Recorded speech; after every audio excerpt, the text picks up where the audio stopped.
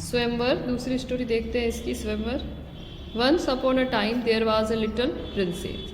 एक समय की बात है, एक छोटी सी राजकुमारी थी, प्रिंसेस यानी राजकुमारी, who was good at whistling, whistling यानी सीटी बजाना, तो बहुत अच्छी सीटी बजाती थी।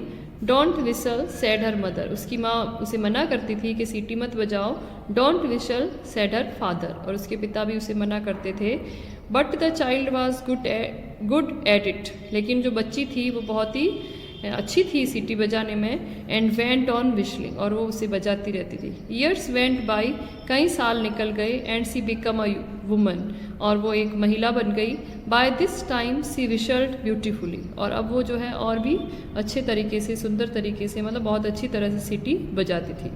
हर पेरेंट्स ग्रीव्ड, उसके पेरेंट्स जो थे, माता पिता थे, वो बहुत दुखी थे। What man will marry a whistling woman said her mother dolefully, dolefully यानी चिंतित होकर के, दुखी होकर के उसकी माँ ने जो है अपने पति से पूछा कि कौन सा ऐसा व्यक्ति होगा जो एक सीटी बजाने वाली महिला से शादी करेगा, मैरी यानी शादी करना। वेल सैड हर फादर, तो उसके पिता ने कहा we will have to make the best of it, कि हम जो है इससे कुछ अच्छा निकालेंगे। I will offer half my kingdom and the princess in marriage to any man who can beat her at whistling, कि मैं जो क्या करूँगा, राजा ने क्या जवाब दिया कि मैं जो अपना आधा किंगडम यानी राज्य, आधा राज्य और प्रिंसेस जो है शादी में ऐसे व्यक्ति को दूंगा जो उसे सीटी बजाने में बीट कर देगा, मतलब हरा देगा, कि ऐसा व्यक्ति जो राजकुमारी को सीटी बजाने में हरा देगा, बीट कर देगा, उसको मैं जो है अपना आधा किंगडम दूंगा, आधा राज्य दूंगा और राजकुमारी दूंगा। The king's offer was duly proclaimed, and soon the palace was jammed with suitors wishing. और राजा का जो ये ऑफ़र था, ये इसकी घोषणा की गई, और जल्दी ही जो पैलेस यानी महल जो है जैम यानी भर गया, किससे, सूटर्स जो थे, जो शादी के लायक जो युवक थे उनसे। इट वॉज़ वेरी नॉइसी, बहुत शोर हो रहा था, और वो सूटर्स क्या कर रहे थे, विस्लिंग कर रहे थे, सीटी बजा रहे थे। Most were terrible and a few were good, बहुत सारे तो बहुत ही टेरिबल थे यानी बहुत बुरी बजा रहे थे, लेकिन कुछ जो है बहुत अच्छे थे। But the princess was better and beat them easily, लेकिन राजकुमारी जो थी सबसे बेटर थी, सबसे अच्छी सीटी बजाती थी, और उसने जो है बहुत ही ईजीली यानी आसानी से उनको क्या कर दिया, बीट कर दिया, हरा दिया। The king was displeased but the princess said, राजा जो है वो क्या हो गया, उदास हो गया, क्योंकि उसकी बेटी को जो है कोई भी हरा नहीं पाया।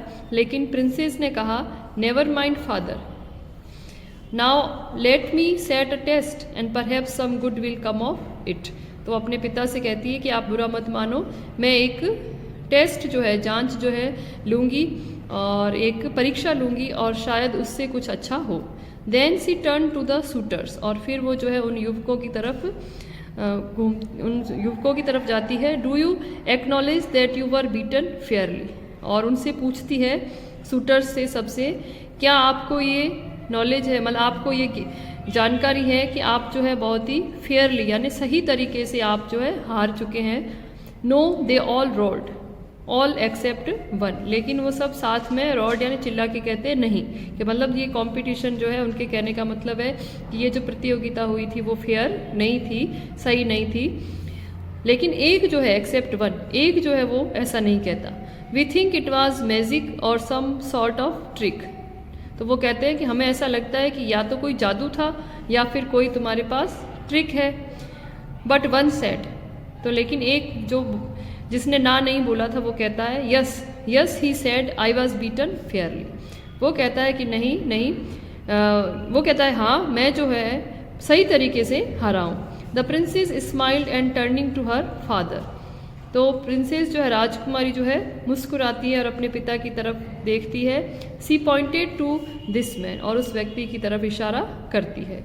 If he will have me she said I will marry him, कि अगर वो मुझसे शादी करना चाहता है तो मैं उससे शादी करूँगी। अब हम देखेंगे बच्चों के इन दोनों कहानियों में जो है, शॉर्ट स्टोरीज़ में जो है सुनीति नाम जोशी क्या मैसेज देना चाहती है हमें, क्या बताना चाहती है? The guitar player and Swayamvar are taken from her book feminist fables 1981। तो 1981 में उनकी एक बुक जो है फेमिनिस्ट फेबल्स पब्लिश हुई थी, छपी थी, उसमें से ये दोनों कहानियाँ ली गई है, द गिटार प्लेयर और Swayamvar. In these stories she focuses on the condition of woman in patriarchal society. Patriarchal का मतलब होता है पितृसत्तात्मक सोसाइटी यानी समाज। तो इन दोनों कहानियों में जो है सुनीति नामजोशी किसके ऊपर फोकस कर रही है? महिलाओं की कंडीशन यानी दशा के ऊपर, कि महिलाओं की पितृसत्तात्मक समाज में महिलाओं की क्या दशा है, उसके ऊपर इन्होंने फोकस किया है, ध्यान केंद्रित किया है। She raises her voice against gender inequality. तो उन्होंने अपनी आवाज़ उठाई, रेजेज हर वॉइस यानी आवाज़ उठाना, किसके विरुद्ध? अगेंस्ट यानी विरुद्ध में, जेंडर इन इक्वेलिटी लिंग असमानता के विरुद्ध में। And stresses the fact that women should have their on identity. और इस बात पे उन्होंने जोर दिया है, स्ट्रेस दिया है कि महिलाएं जो है उनकी खुद की पहचान होनी चाहिए। आइडेंटिटी यानी पहचान, स्ट्रेस यानी दबाव देना, जोर देना। These stories are very thought provoking. ये कहानियाँ जो है कैसी है? बहुत ही विचार उत्तेजक है।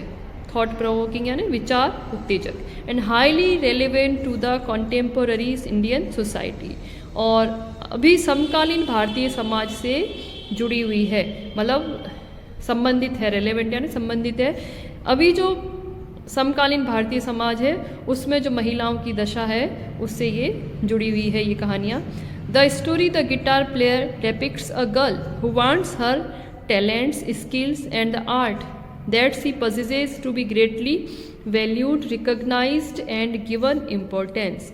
तो गिटार प्लेयर के अंदर जो लड़की बताई गई है, डेपिक्ट यानी दर्शाई गई है, बताई गई है, वो क्या चाहती है? वो चाहती है कि उसका जो टैलेंट है, उसकी जो प्रतिभा है, उसके स्किल्स यानी कुशलता है, आर्ट यानी कला, कि उसके पास जो भी कला है, पजेज यानी पास में होना, उसके पास जो भी कला है, निपुणता है, प्रतिभा है, टू बी ग्रेटली वैल्यूड, उसका सम्मान होना चाहिए, उसकी पहचान होनी चाहिए, रिकॉग्नाइज्ड यानी पहचान मिलनी चाहिए उसको, एंड गिवन इम्पोर्टेंस, और उसको महत्व मिलना चाहिए।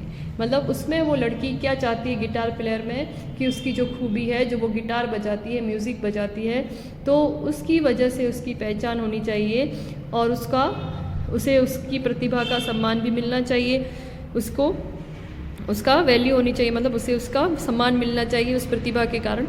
द स्टोरी स्वयंवर इज़ अबाउट वुमेन्स फ्रीडम। और स्वयंवर स्टोरी किसके बारे में है? महिलाओं की आज़ादी के बारे में। And focuses on the fact, और इस तथ्य के ऊपर फोकस किया गया है, ध्यान केंद्रित किया गया है, that certain set roles are assigned to women in the Indian society. कि भारतीय समाज में क्या है कि महिलाओं को जो है कुछ निश्चित रोल दिए गए हैं, अभिनय दिए गए हैं। And if C wants a little more freedom, और यदि जो है वो महिलाएं थोड़ी सी भी आज़ादी चाहती है, the parents and members of the society are unhappy. तो उनके जो पेरेंट्स हैं, माता पिता है, और समाज के जो सदस्य हैं, वो उनसे क्या हो जाते हैं? अनहैप्पी हो जाते हैं, नाखुश हो जाते हैं। कि मतलब महिलाओं के लिए जो कार्य जो निश्चित किए गए हैं, लोग ये चाहते हैं कि महिलाएं वही कार्य करें, उसके अलावा कुछ भी ना सोचे। Man thinks themselves to be superior to women. और आदमी जो है, मैन जो है, वो महिलाओं से खुद को क्या मानता है? सुपीरियर मानता है। And do not like to accept their defeat. और आदमी कभी भी जो है औरत से हार स्वीकार नहीं करता, डिफीट यानी हार। However a women likes to choose a companion who believes in gender equality, values her talents and accepts his own shortcomings। और हालांकि महिला जो है ऐसा कंपेनियन चाहती है, ऐसा साथी चाहती है जो कि लिंग समानता में विश्वास करे, उसके टैलेंट को, उसकी प्रतिभा की कदर करे, and accept his own shortcomings. Shortcomings यानी कमियां, और वो व्यक्ति जो है खुद की कमियों को स्वीकार करे।